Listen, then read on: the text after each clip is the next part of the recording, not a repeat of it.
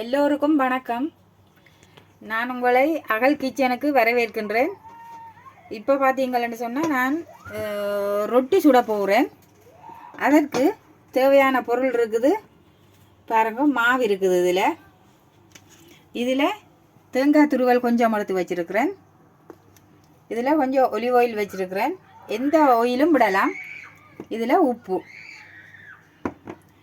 இது இந்த முறையில் செய்தால் ரொட்டி இப்படி பிஸ்கெட் மாதிரி அப்படியே முறிச்சு வர்ற மாதிரி இருக்கும். நல்ல டேஸ்டாகவும் இருக்கும். நான் அப்படி ஒரு இதுதான் செய்து காட்ட போகிறேன் பாருங்க. இப்போ இதில் மாவு இருக்குது. இந்த தேங்காய் துருவலையும் இதோட போடுறேன்.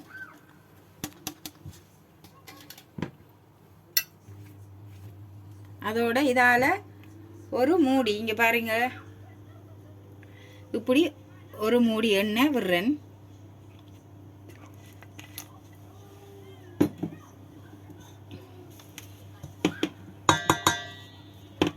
இந்த மாவுக்கு தேவையான அளவு உப்பு போடுறேன்.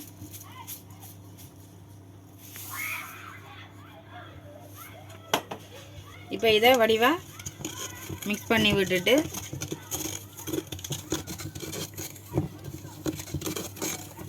இப்போ இந்த மாவை சுடுதண்ணியில் குழைக்க வேணும். நல்ல சுடுதண்ணி விடக்கூடாது. ஒரு கொஞ்சம் ஆறின சுடுதண்ணியாக இருக்க வேணும். நான் இப்போ சுடுதண்ணி விட்டு இதை குழைச்சி எடுக்க போகிறேன். கொஞ்சம் கொஞ்சமாக தான் விட்டு வடிவாக குழைச்சி எடுக்க வேணும்.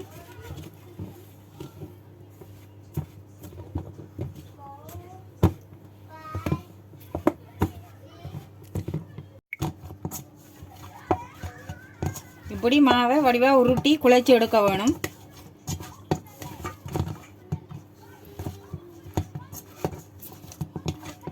அப்படியே கையில் ஒட்டி இருக்குதா இருந்தால் ஒரு கொஞ்சம் கைக்கு கொஞ்சம் எண்ணெயை தடவி போட்டு வடிவாக செய்து வடிவாக குழைச்சி இப்படி உருட்டி எடுக்க வேணும். இது ஊற விட எல்லாம் தேவையில்லை, உடனேவே செய்யலாம்.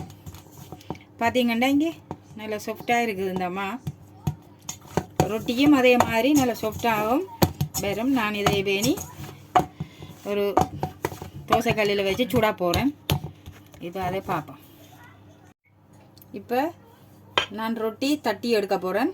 அதுக்கு இந்த உருட்டு கட்டையில் கொஞ்சமாக எண்ணெய் தடவிட்டு நான் இந்த மாவை இப்படி உருண்டையாக செய்து வச்சிருக்கிறேன்.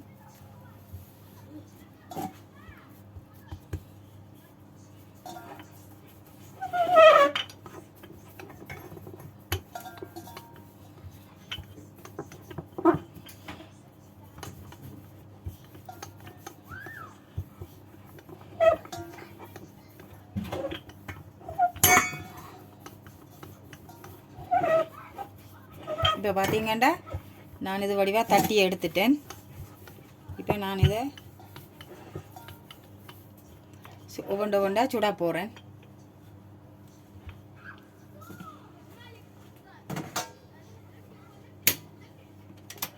அதுக்கு இப்போ தோசைக்கல்ல அடுப்பில் வைக்கிறேன்.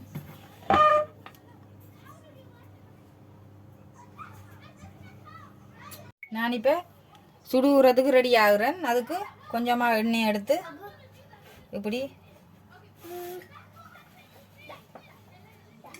இப்படி எண்ணெயை கொஞ்சம் தெளித்து விட்டுட்டு ரொட்டியை வைக்கிறேன்.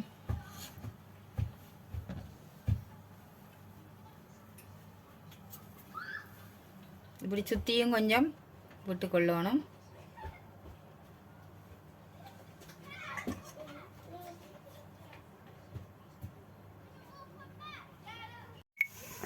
இப்போ நான் ரொட்டியை மற்ற பக்கம் திருப்பி போடுறேன். திருப்பி போட்டுட்டும் இப்படி கொஞ்சம் சுற்றி எண்ணெய் கொஞ்சம் விட்டு கொள்ளணும்.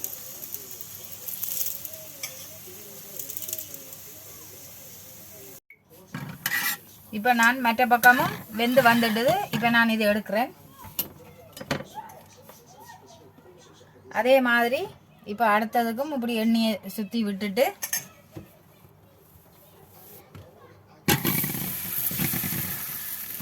இப்படி போடுறேன்.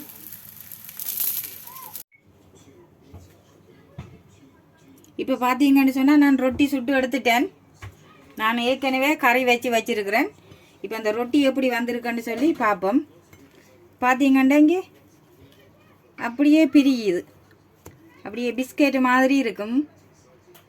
இதை இப்படியே எடுத்து இப்படி கறியில் தொட்டு சாப்பிட்டா நல்ல டேஸ்டாக இருக்கும்.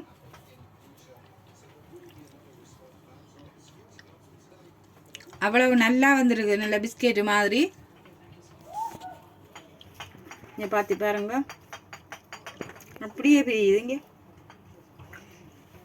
இந்த டேஸ்ட்டில் நீங்கள் செய்தீங்கன்னு சொன்னால் ரொட்டி சாப்பிடாத ஆக்களும் நல்லா விரும்பி சாப்பிடுவீனா.